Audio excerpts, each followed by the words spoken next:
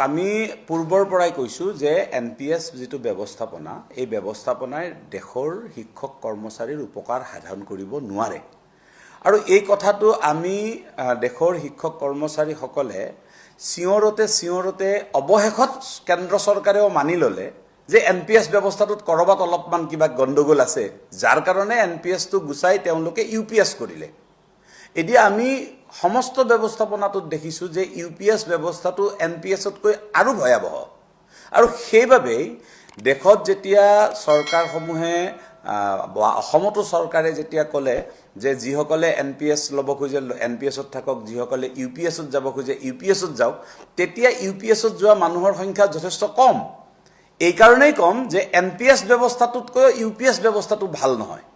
বা লাভজনক নহয় এটা সেই কাৰণে এনপিএছত মানুহবিলাক থকা কাৰণেই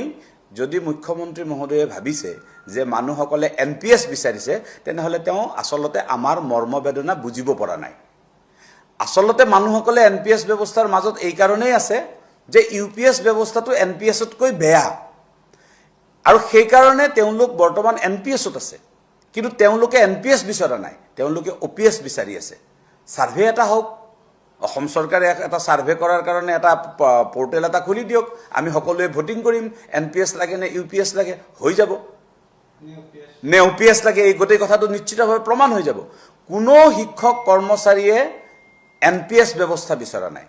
কিন্তু এতিয়া এনপিএছ আৰু ইউপিএছৰ মাজত তুলনামূলকভাৱে ইউপিএছ টো আৰু বেছি ভয়াবহ কাৰণে মানুহসকল এনপিএছত আছে আৰু সেইটোকেই হয়তো মুখ্যমন্ত্ৰী মহোদয়ে ভাবিছে যে যেহেতু এনপিএছৰ পৰা আমি ইউপিএছ কৰিলো ইউপিএছ লৈকে যেহেতু যোৱা নাই গতিকে মানুহসকলে এনপিএছ বিচাৰিছে আসলতে এনপিএছ বিচৰা নাই বিচাৰিছে ওপিএছ কিন্তু উপায়ন্তৰ হৈ এতিয়া এনপিএছৰ মাজতে আবদ্ধ হৈ আছে আৰু এই কথাটো সকলোৱে বুজাটো উচিত যদি এনপিএছ ব্যৱস্থাটো একেবাৰে সৰ্বোত্তম ব্যৱস্থাই হয় তেলে কেন্দ্ৰীয় চৰকাৰে হেইটো হলনি কৰি ইউপিএছ কিয় কৰিব নিশ্চিতভাৱে কিবা গণ্ডগোল আছিল কাৰণে তো ইউপিএছ কৰিবলৈ লগা হৈছে আৰু যদি এনপিএছ ব্যৱস্থাটো সঁচাকে ভাল তেনেহলে মন্ত্ৰী বিধায়কসকলে কিয় নলয় তেওঁলোকে ওপিএছ কিয় লৈ থাকে